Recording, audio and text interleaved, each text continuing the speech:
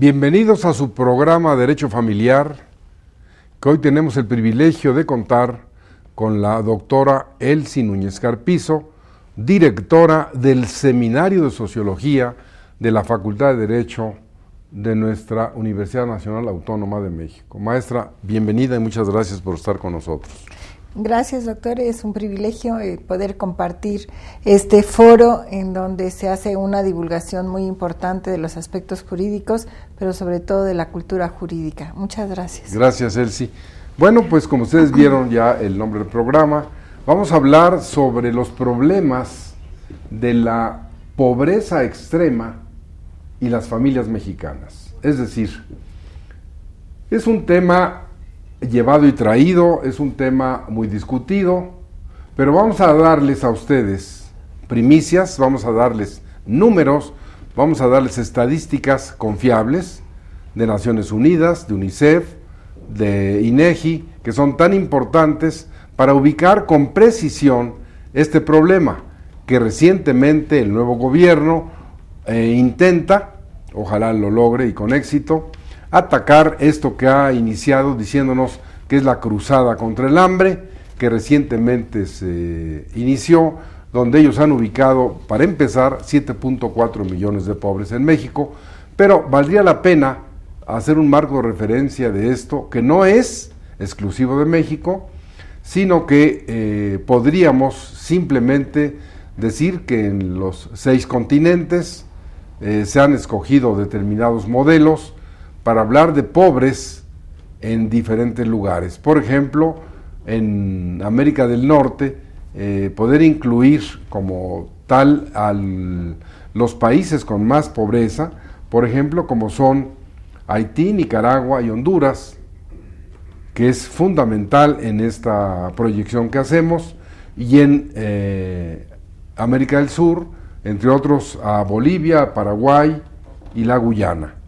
Pero así como ocurre esto en América, también en Europa tienen sus 2 o 3 países con extrema pobreza, como son Moldavia, Armenia y Georgia. En estos lugares hay, de acuerdo a los estudios realizados, graves problemas que derivan de esta pobreza, y por supuesto en África encontramos en el Congo, en Liberia y en Zimbabue, donde también hay problemas de esta pobreza. Y por supuesto en Asia, donde vamos a encontrar, entre otros, a Afganistán, a Nepal y a Birmania, que tienen problemas graves de esta magnitud. Y bueno, finalmente aquel continente, Oceanía, que igualmente tiene en esta dimensión una ubicación de pobres en las islas Salomón y en Vanuatu. Pero esto es a nivel mundial. En México, ¿qué ocurre? Yo le pediría a la doctora Elsie Núñez, dando este marco de referencia, que nos dijera estos números tan llevados y traídos de 50, 60 millones de pobres en México, cuál es la verdadera o la real situación en el siglo XXI de la pobreza en México, maestra. Pues es un problema muy serio que pienso no se toma con la reflexión ni tampoco las medidas necesarias, porque cuando son números tan grandes yo creo que ya se pierde la dimensión. Si en referencia a nuestro país decimos hay 50 millones de pobres y por otra parte hay que adicionar 11 millones de personas en extrema pobreza. Primero tendríamos que partir, ¿qué entendemos por estos conceptos? Cuando hablamos de pobreza extrema, dicho llanamente, se refiere a aquellas personas o aquellas familias cuyo ingreso no les permite adquirir una canasta básica. Lo elemental. Lo elemental, que incluye varios aspectos, es decir, dentro de esta canasta básica incluyen cuestiones de educación, de seguridad social, de salud, de vivienda, servicios a la vivienda y alimentación. Entonces, no es solamente la alimentación, sino toda una serie de necesidades básicas que deben de cumplirse. ¿Qué pasa con esto?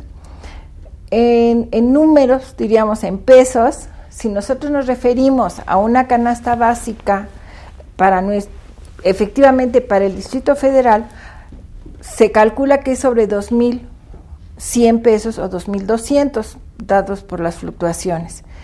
Pero la realidad de nuestra sociedad es que el salario mínimo es de 1,946 pesos. Entonces nos queda claro que las personas que tienen un ingreso basado en el salario mínimo, pues no pueden adquirir una canasta básica.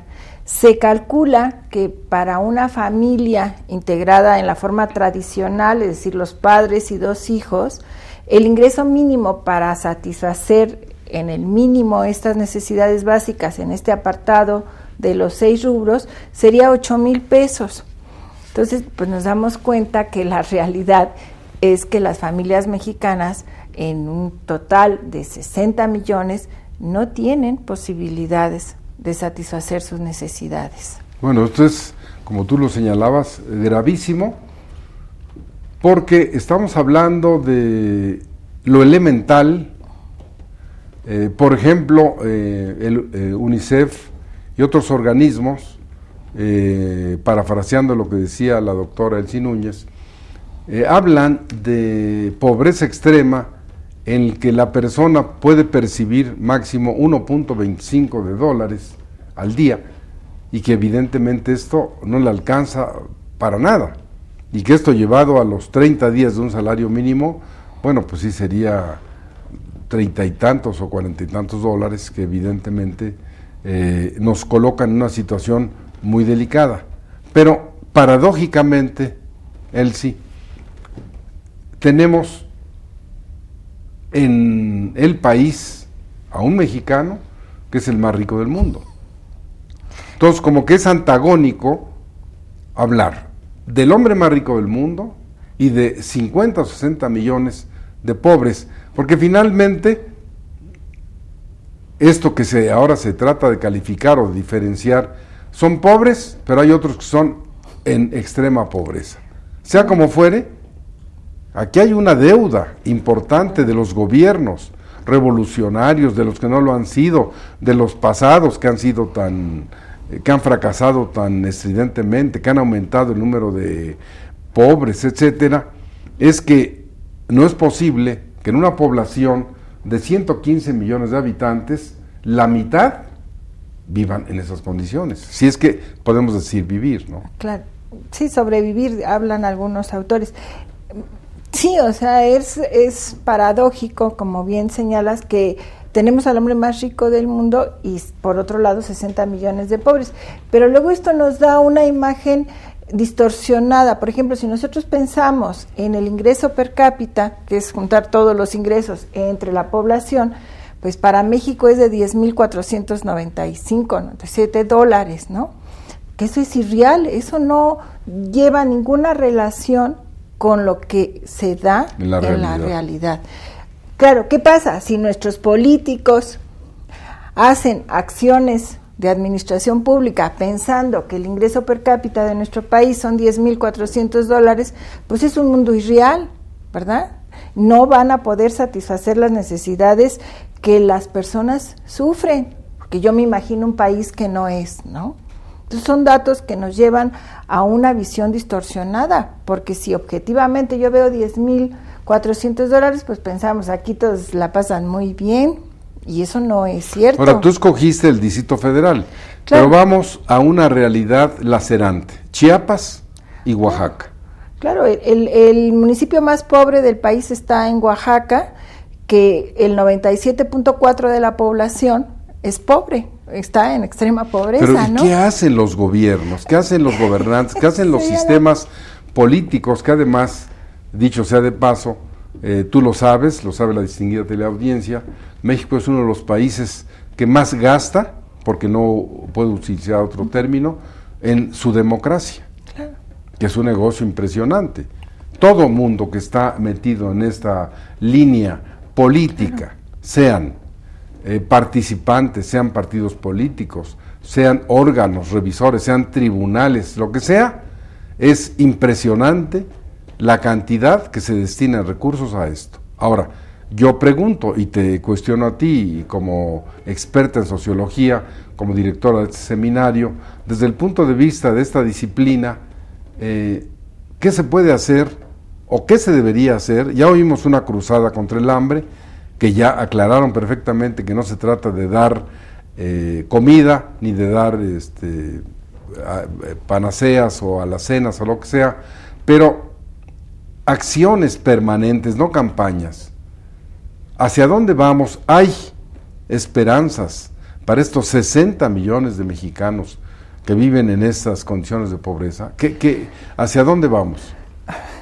Pues a preocuparnos si no se toman medidas realmente que subsanen esto, porque por dar un ejemplo, hace corto tiempo parece que de repente se dieron cuenta de la obesidad, ¿no?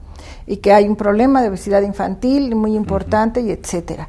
Si por otro lado nosotros vemos que las familias tienen de ingreso básico 1,900 pesos, nos queda claro que no le van a poder dar una alimentación adecuada, porque obviamente los recursos tienen que usarse de la mejor forma y muchas veces en la mejor forma, en el sentido de que alcancen esos recursos, no van a ser para una alimentación adecuada. Y como bien dices, si se hacen programas, yo les llamo electoreros, y no con la finalidad de resolver el problema, no se va a resolver. Es decir, pensemos que si nos dan un incremento al salario mínimo de 2 pesos, me parece inaudito, por no decir infame, ¿no? Que una familia en un ingreso mensual aumente 2 pesos, o sea, eso no, o 2.50, eso no es hacer una campaña. Y muchas veces cuando se hacen estas campañas, pues es para favorecer a estas instituciones que no tienen necesidad de ello, ¿no? Ahorita las campañas que empiezan en redondeo, pues al ciudadano de a pie no le van a dar su recibo para que deduzca sus impuestos. Esas grandes empresas los entregan y los deducen ellos. Entonces, o realmente tenemos objetivos de solucionar esta problemática social o no la tenemos. Pensemos, por ejemplo, en Bill Gates, que dijo que hay que donar la mitad de sus riquezas para programas reales y efectivos de solucionar la pobreza, ¿no? Pero si hacemos campañas, te repito, electoreras, y no con la finalidad de eso. ¿Cómo vamos a acabar con la obesidad infantil si las familias no tienen para comprar carne, por ejemplo? Por dar un ejemplo, el frijol en 6 meses subió el 100% y el salario subió 2.50.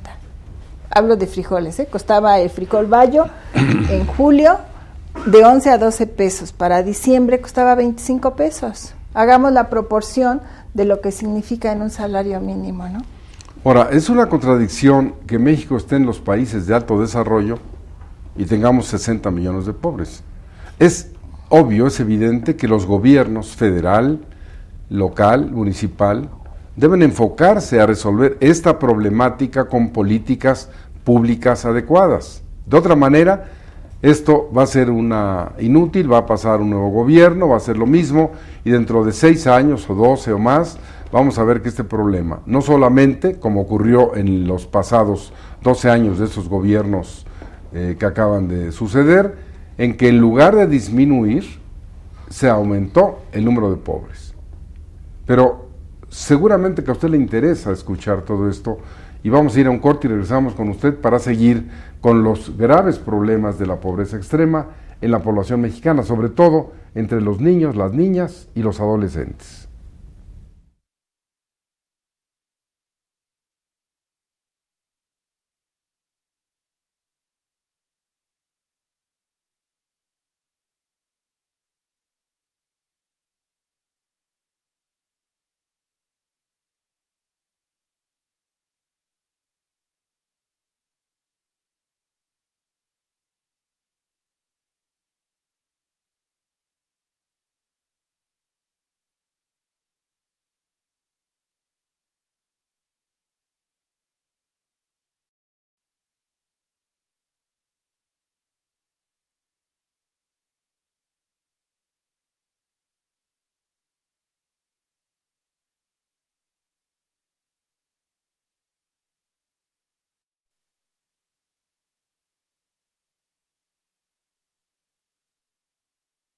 Solo para poner más claridad en lo que acabamos de exponer, si usted acaba de sintonizar el canal judicial, estamos hablando de la pobreza extrema y las consecuencias en las familias mexicanas. Y tengo el privilegio de que nos acompañe la doctora Elsie Núñez Carpizo, una de nuestras instituciones de la Facultad de Derecho de la UNAM, en esta materia específicamente de sociología. Maestra, sería conveniente, antes de dar un paso más adelante, que quedara muy claro para la distinguida teleaudiencia, si se puede marcar una diferencia entre los pobres y los pobres extremos.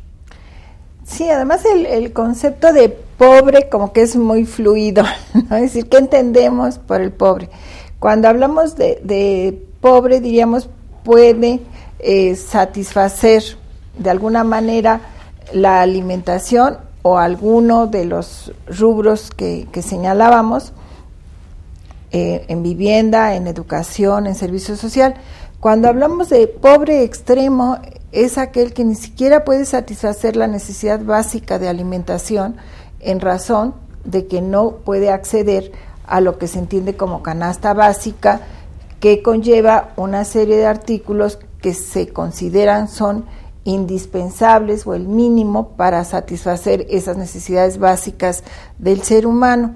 Claro está que esto va en relación a la sociedad y al contorno, porque si nosotros pensamos en nuestro país, como decíamos, esa canasta básica está en 2,000, 2,200 pesos, y entendemos por pobre aquel que no accede o no tiene recursos económicos entre 2,000 y 2,200 pesos.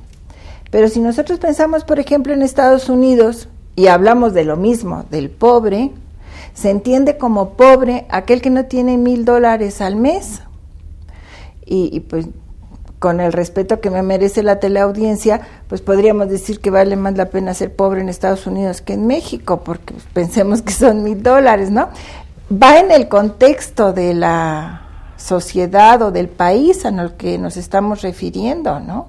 Y esto quiere decir, cuando entendemos por pobres extremos, debemos de darnos cuenta que es una familia que no tiene 2,200 pesos para satisfacer el mínimo de esas necesidades básicas.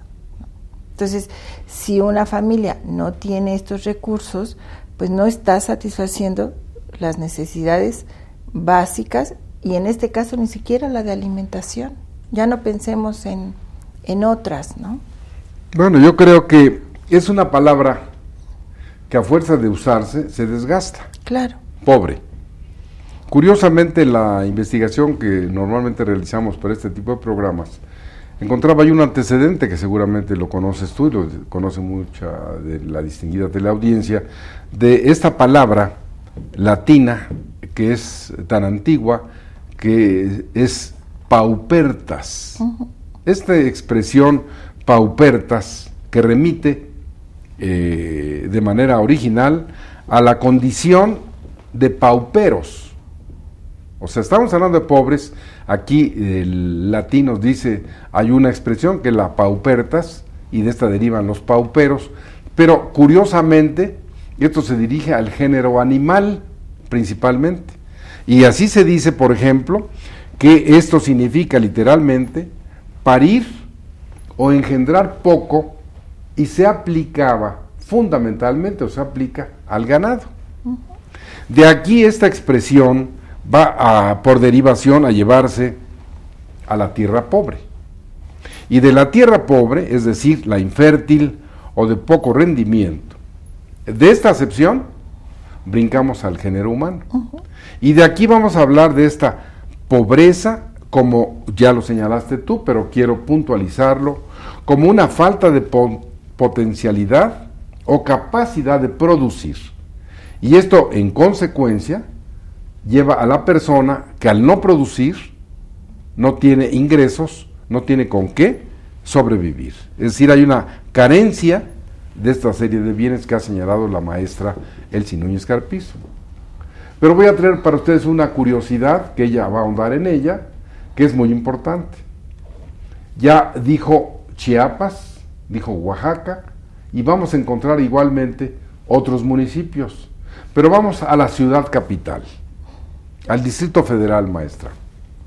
donde es tan disímbola la repartición de la riqueza, que también, y esto es oficial, tenemos 3 municipios, 3 lugares de pobreza, no diríamos de extrema pobreza, que si lo comparamos, por ejemplo, con Bosques de las Lomas, con Jardines del Pedregal, Polanco o algunas otras colonias, resulta que Naciones Unidas ha ubicado a Tláhuac, a Milpalta y a Xochimilco dentro del Distrito Federal como 3 municipios de pobres.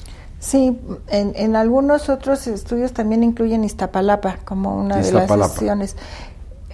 Sí, en la Ciudad de México nos damos cuenta que conviven personas de distintos ingresos y de ingresos muy variados. Esto se refleja en que no se pueden hacer estudios sobre clase social en nuestra ciudad porque varía mucho. Yo no sé, por ejemplo, pensemos en Polanco. En Polanco pues todos tenemos una imagen de la posición de las personas que viven en Polanco. Sin embargo, si ustedes se fijan en algunas calles y a lo mejor de las principales de Polanco, había accesorias que hace unos años pues eran pequeños negocios. Y ahora en muchas de esas accesorias viven familias, ¿no? Porque a lo mejor fue el patrimonio que heredaron ese negocio familiar y se convierte en una vivienda sin ningunas condiciones adecuadas, ¿no? Y entonces esto se da con mucha facilidad en nuestra ciudad. Además que hay una tendencia de las personas a imitar modelos hacia arriba, es decir, con esto lo que quiero señalar es que tratamos de disimular cuál es nuestra condición económica real, ¿no? Entonces copiamos modelos, traigo el coche último modelo, aunque yo lo deba, o aunque deba otra serie de prestaciones o de servicios, en fin. Entonces también eso no nos permite detectar con mucha facilidad realmente los estatus de las personas y las condiciones ahí, ¿no? Entonces si pensamos que en la Ciudad de México tenemos efectivamente sitios donde se está considerando que hay pobreza extrema, pues imaginemos un poco salir de la Ciudad de México, ¿no? Ahora, lo importante es la problemática. ¿Qué vamos a hacer? ¿Hay políticas públicas adecuadas? ¿Vamos a atacar estos 60 millones de pobres que carecen fundamentalmente de salud, de elementos para darles atención médica, de educación, de vivienda? Porque ya no digamos lo otro, lo elemental, que es el tener ciertos recursos económicos para hacerse de alimentos, sino los medios en los que estas personas pueden desarrollarse. Incluso estas mediciones que utiliza el gobierno desde el punto de vista de aplicar la cuestión de los derechos humanos, nos lleva a esta problemática tan grave. Entonces, esta pobreza como forma de vida, ¿de qué manera crees tú que debe atacarse, o si el gobierno actual lo está atacando correctamente, o si es una herencia de los pasados gobiernos de extrema derecha, o si fue herencia del partido hegemónico en su momento, pero hoy en el siglo XXI, ¿hacia dónde vamos? Tú como socióloga, como experta en esta materia que es tan importante y que seguramente tiene penetración en este problema más que jurídico, sociológico, ¿cuál es tu opinión? ¿Está actuando correctamente el gobierno? ¿Debería hacer otras políticas públicas? Tenemos una nueva secretaria de Estado, mujer, que debería, tú eres mujer, tienes esa sensibilidad, estar en eso, pero recientemente esta campaña se inició y sin embargo Naciones Unidas hizo alguna crítica de que se habían quedado fuera de este programa 11 municipios del país, ¿no? Yo creo que el primer punto es conocer cuál es nuestra realidad. Si no conocemos con extrema objetividad la realidad, yo pienso que lo demás no va a funcionar. Es decir, si yo me imagino, como comentábamos hace un momento, el ingreso per cápita de las personas que no tiene nada que ver con la realidad, si yo hago encuestas y porque la persona trabajó un día a la semana o al mes pienso que tiene trabajo, eso es irreal. No estoy tratando de conocer efectivamente cuál es mi realidad. Y mientras esto no se haga, yo siento que las políticas que se tomen no van a resolver ningún problema, porque estoy partiendo de una irrealidad. Entonces, lo primero es tomar con seriedad el problema y hacer investigación y saber cuál es realmente la problemática que yo quiero solucionar. Si no hago esto, pues las decisiones son de escritorio y no sabemos qué pasa con los individuos, con las familias, y no vamos a resolver nada.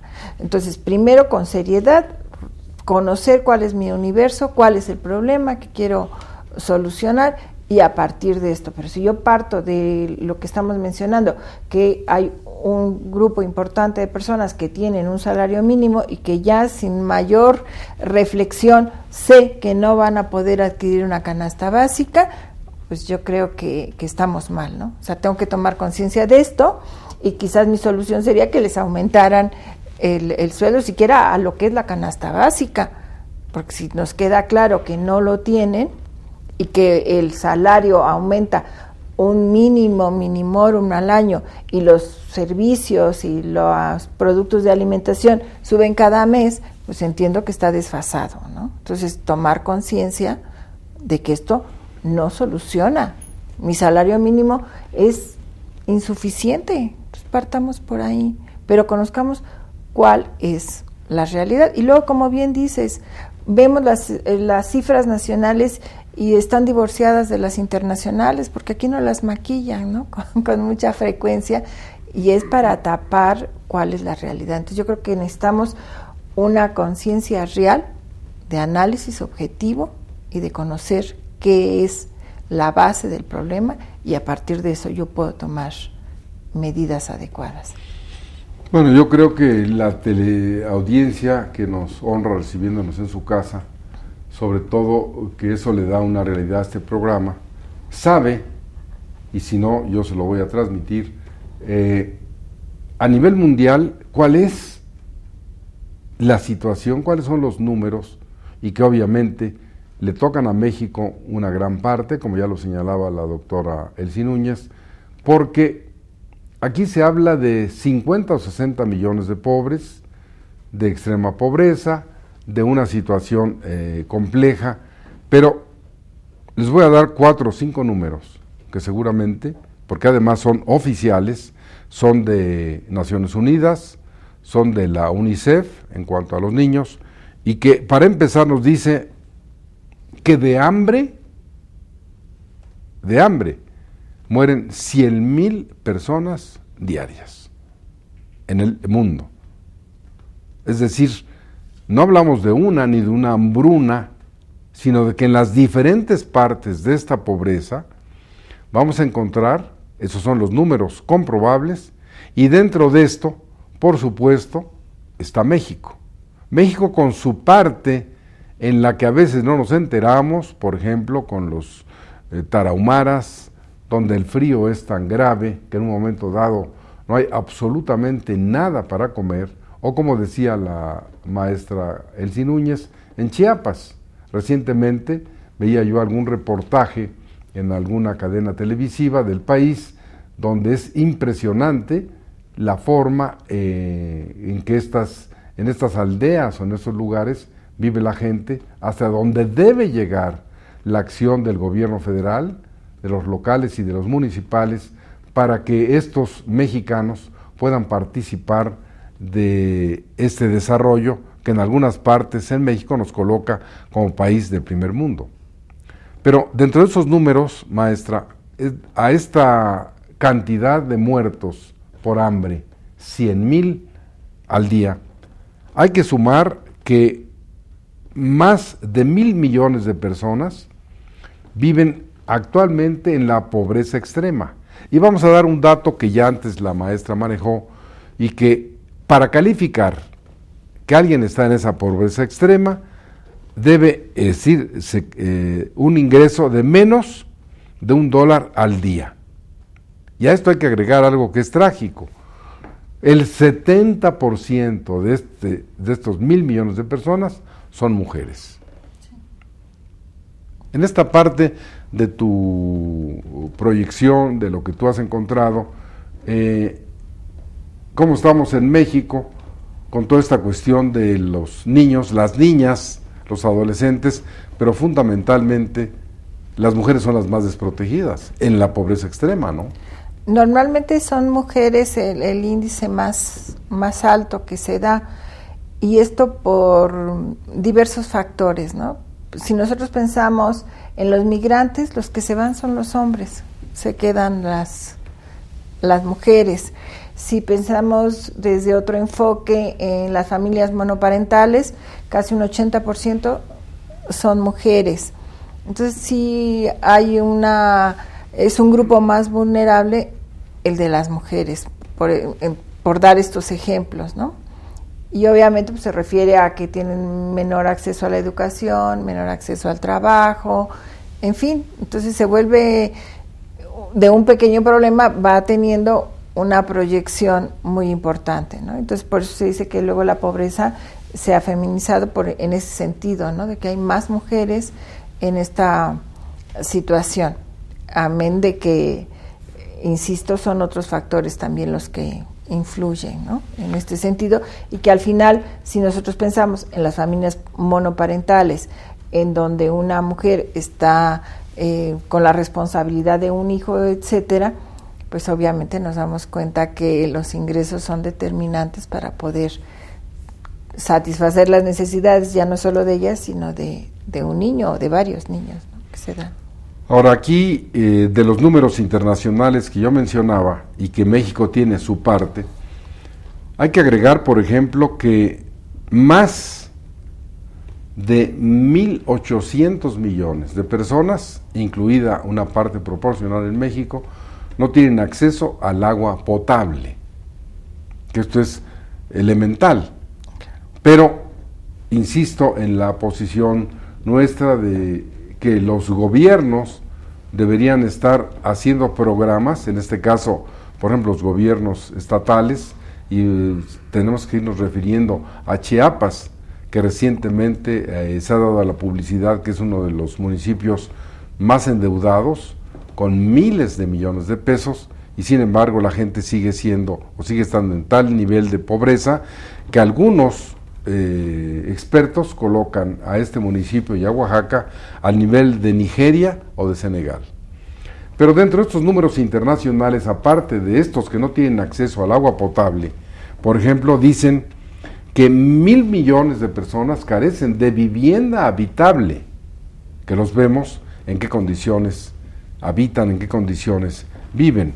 A esto hay que agregar de 800 millones de personas malnutridas. Y para terminar rápidamente con esto, en que 200 millones son niños menores de 5 años, 2.000 millones de personas padecen anemia por falta de hierro, algo fundamental pero elemental que a quien le preocupa finalmente, 880 millones de personas que no tienen acceso a servicios básicos de salud y finalmente 2.000 millones de personas que no tienen acceso a medicamentos esenciales.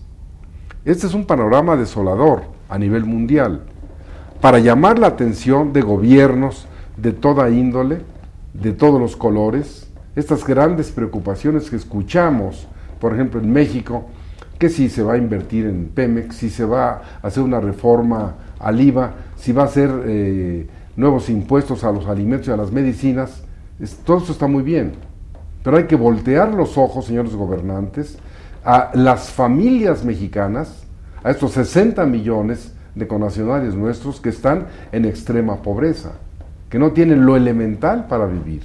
Por eso es tan importante que en un programa de esta magnitud y con la presencia de alguien que es experta en sociología, que nos da un enfoque importante y crítico, pueda proponerse alternativas de solución a las que vamos a ir más adelante después de un corte para llegar a ciertas conclusiones y hablar con ustedes sobre estas, poner en práctica medidas que verdaderamente usted, yo, como profesor, la maestra, todos podemos hacer algo en función de estas medidas de pobreza encabezados por el gobierno federal, local, estatal, municipal, pero tenemos que sumar los esfuerzos de todos los mexicanos en favor de nuestros congéneres que no tienen nada. En un momento regresamos con ustedes.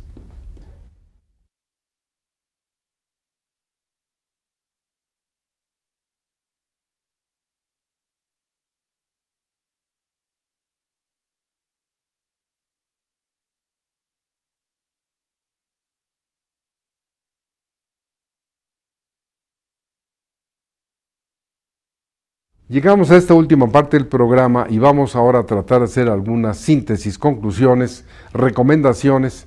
Yo le pediría a la maestra Elsie Núñez que nos dijera en un lenguaje así muy claro, muy simple, qué propone o qué alternativas cree que debería sugerirse a los gobiernos en todos los niveles para que esto sea una realidad, para combatir esto desde sus raíces, para que la gente pueda tener acceso a salud, educación. Por ejemplo, se me hace muy atinada una medida que seguramente usted todavía no la sabe o no la ha escuchado, quizá la propia maestra se pueda asombrar de ella, que se va a aplicar en el Distrito Federal. ¿Cuántas personas, Elsie, carecen, voy a hablar específicamente de servicios de salud? Pues resulta que Miguel Ángel Mancera, que es profesor de la Facultad de Derecho de la UNAM, doctor en Derecho, que en su momento recibió las medallas Gabino Barreda de licenciatura y de posgrado, y que está demostrando cómo lo está haciendo con su gobierno, con un gran sentido común. Escuchaba yo que ha determinado, y esto va a hacer, que esas son las políticas públicas que hay que hacer, y por eso la cito como un ejemplo. Va a variarse la prestación de servicios médicos en el Distrito Federal y todas las clínicas, los hospitales, etcétera, van a trabajar 24 horas del día. Se van a ampliar los programas a los médicos, por supuesto sus salarios, y entonces esas instalaciones que se quedan ociosas en determinadas horas van a tener una gran utilidad porque, como ustedes lo saben mejor que yo, se va a extender los servicios de salud en el Distrito Federal a domésticas, a taxistas, a personas que no tienen un trabajo terminado, que no tienen acceso al ISSSTE o al Seguro Social. Esto es muy importante, es una medida pública, una política pública que va a dar un gran resultado en la ciudad capital para el Distrito Federal. Esto es un ejemplo que podría seguirse en otras partes. Y que además es obvio, ¿no? Es decir, si nosotros todos somos mexicanos, pues yo entiendo que si el Estado da un servicio de salud deberíamos tener acceso a todos, ¿no? Porque al final ya también ahí nos dividen, ¿no? Pues unos son del ISSSTE, otros son del Seguro Social, otros son del Hospital Militar, otros del Hospital Naval. Al final yo creo que basados precisamente en eso de los derechos humanos, todos debíamos tener acceso a eso. Y quizás hasta en un sentido amplio, ¿no? Si un turista viene y se cae, voy a pensar, por ejemplo, pues que pueda acudir a un servicio mínimo de urgencia, ¿no? Entonces, si mi perspectiva es tan amplia, queda claro que todos debíamos de tener el servicio. No estamos hablando de la educación también, pues todos darles la posibilidad de acceder a una institución educativa, ¿no? Es decir, yo creo que es una forma muy importante de empezar a solucionar estos problemas, ¿no? Cuando nos demos cuenta que todos somos iguales, que todos debemos de tener el acceso a estos servicios. Me parece aplaudible la medida, ¿no? Sí, es evidente, pero aquí hay que incluir algo muy importante de lo que ya hemos señalado antes en cuanto a salud, educación, seguridad social, trabajo. Porque viene la otra cuestión que es muy grave. Si el Estado se convierte simplemente en una institución paternalista y nada más estira la mano para que, bueno, va a haber el servicio 24 horas del día de salud en el Distrito Federal, bueno, pero la gente necesita producir. Ahora, no puede producir si no tiene trabajo. Entonces, casi como un círculo vicioso que hay que convertir en un círculo virtuoso para salir de él, para que se generen nuevas fuentes de empleo, la gente pueda tener ingresos, haya mayor productividad, y esto en un momento dado permita cambiar, no con una campaña, sino con acciones permanentes, y que es a donde yo te llevaría ahora. ¿Qué recomendaciones, qué sugerencias, qué reflexiones en voz alta podrías hacer para quien nos ve, para quien tiene a su cargo esas responsabilidades, para atenuar, para mitigar estas cuestiones de la pobreza?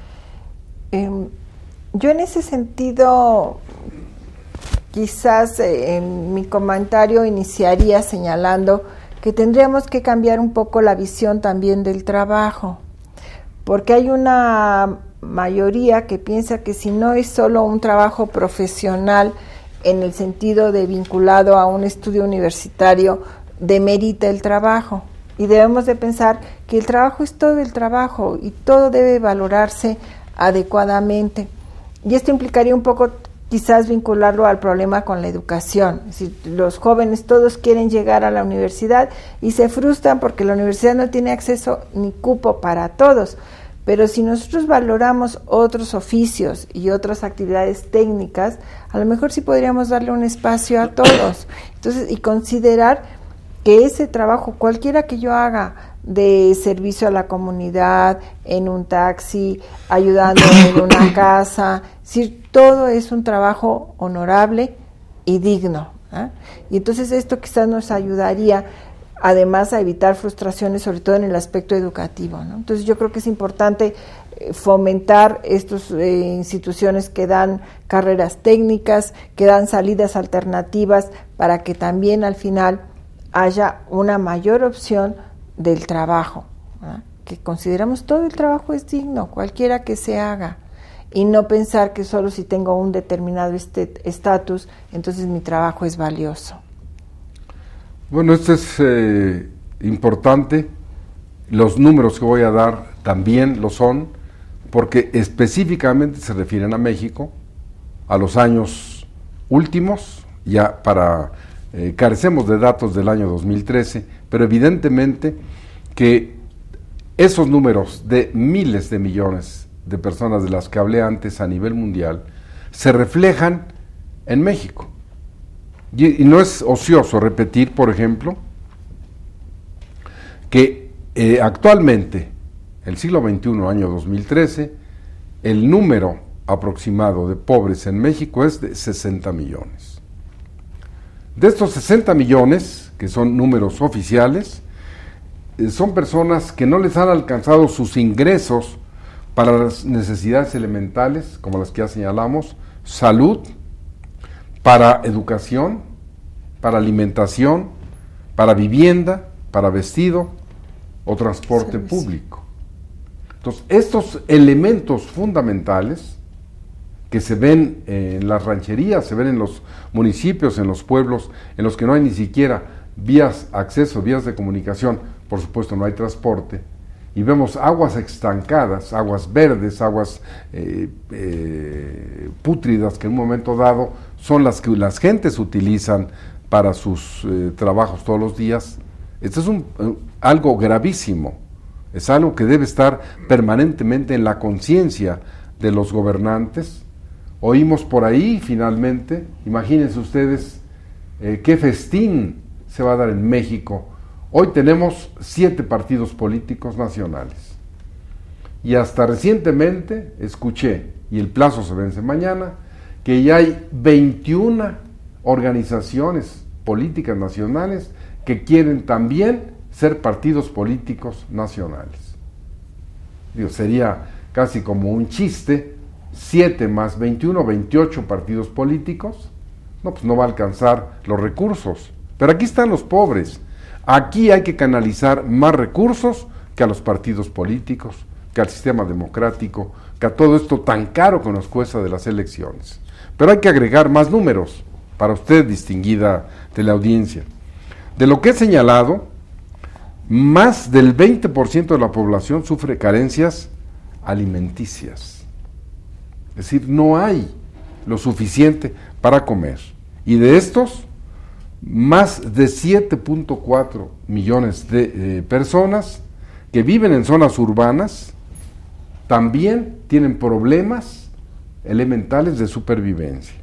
Entonces, si nos vamos a las zonas rurales, tengo que decirles que más de 14 millones de personas habitan en estas zonas. Y en los últimos años, el nivel de vida de más de 1 millón de familias cayó bajo el umbral de la pobreza. Esto debe sacudir la conciencia de los gobernantes, de los políticos, de los estadistas, de los maestros, de todos los mexicanos, como bien decía la maestra Elsie Núñez, porque todos tenemos algo que aportar, podemos participar y sentir que de esto también tenemos una parte de culpa y dar lo mejor de nosotros para resolver esta problemática. Porque de otro modo, ningún gobierno va a ser capaz de resolver esto solo, si no es con la ayuda de ustedes, ustedes que nos ven, ustedes que pueden hacer algo desde diferentes puntos de vista y que acudamos a esta cruzada nacional en favor de los mexicanos y sobre todo de los pobres. La universidad bien hace, y los centros de educación, en tratar de aportar en esa pobreza extrema algún otro elemento. Entonces, maestra, antes de despedirnos, ¿qué podríamos o de qué manera podrías sintetizar tu participación en este programa? ¿Qué propones, a qué exhortarías, a qué estás dispuesta a colaborar para hacer que este problema se atenúe? Yo creo que primeramente los gobernantes y los políticos tienen que tomar conciencia real de esto, porque viven en una situación que dista mucho de cuando estamos hablando de pobre, ¿no? Es decir, si hablamos de los grandes funcionarios, de los grandes políticos, pues yo pienso, y esperaría equivocarme, que no tienen mucho contacto con la pobreza, con esto, ¿no? Cuando tenemos secretarios de Estado que nos dicen que con 6,000 pesos se puede solucionar toda una serie de problemas, que el salario mínimo es suficiente, pues yo quisiera ver a esos funcionarios y quisiera ver a esos hombres de empresa que realmente vivieran un día, ¿verdad?, con un salario mínimo, para que entonces realmente tomaran conciencia de lo que es. No se puede hablar ilusamente cuando es una persona que vive en una situación de extrema abundancia, diría yo, ¿no? Entonces, vayan a esa realidad, conozcan. Mientras no tengamos la conciencia real de lo que pasa, como yo decía al principio, estamos en un mundo feliz que no es la realidad. Entonces yo invitaría a que esos funcionarios, a que esos empresarios, etcétera, pediría yo un día que vivan con un salario mínimo para que vean lo que es realmente esa subsistencia. Pero ¿de qué manera, por ejemplo, estas personas pueden ayudar, pueden aportar para que esto sea una realidad? Porque voy a dar otros números que seguramente asombrarán a la teleaudiencia de México específicamente. Por ejemplo, actualmente la población de 0 a 17 años supera los 40 millones de mexicanos. Estamos hablando de niños, de adolescentes, más de 40 millones. Y de estos, dice el estudio, los niños, las niñas y los adolescentes forman parte de los grupos más vulnerables, son los que más sufren de carencias y de privaciones. Por esto, específicamente, y en este caso me refiero a la UNICEF, ha señalado que en México más del 40% de los niños y las niñas, más de 12 millones, viven en condiciones de pobreza alimentaria. Entonces todo esto es para llamar la conciencia, es para llamar la atención de todos quienes estamos involucrados de alguna manera en la vida política, intelectual, docente del país, para acudir a este llamado del gobierno actual, que de alguna manera podamos hacer una contribución probablemente colectivamente, un día de salario o una aportación permanente, realizar trabajo voluntario en los lugares donde esto más se necesita, así como estaban esas brigadas de médicos y demás, pero esto hacerlo a nivel nacional.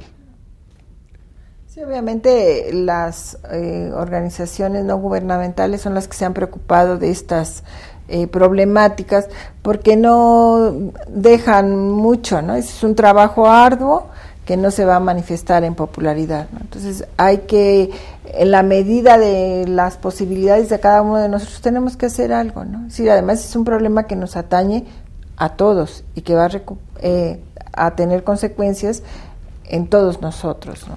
Por eso es importante que si usted que nos ve tiene el privilegio, como nosotros, de haber recibido ya una educación de calidad, una educación superior, está en otro nivel, tratar de devolver algo a estas personas que de alguna manera son quienes nos han formado, quienes nos han dado todo este sustento, esta infraestructura del propio Estado, y entonces nos podamos sentir mejor ayudando a resolver este problema en lugar de que se agrave.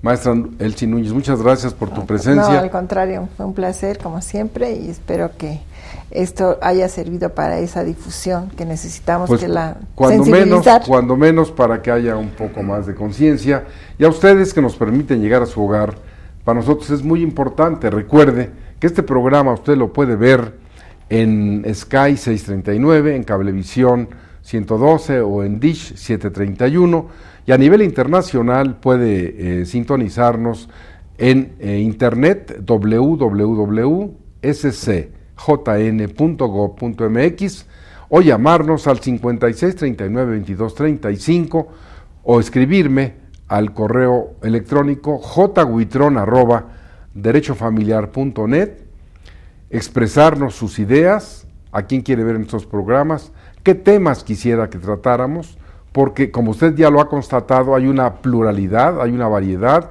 y siempre hay el mismo común denominador.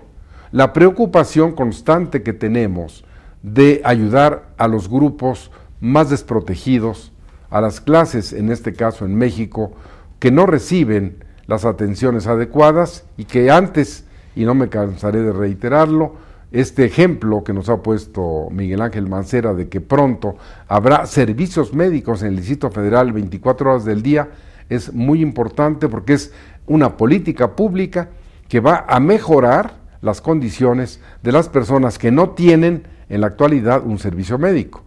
No es un fraude, no es una mentira, no es una historia, sino que esto es una realidad. Por hoy le agradezco que nos haya recibido en su hogar y espero que nos veamos pronto en otra emisión de Derecho Familiar.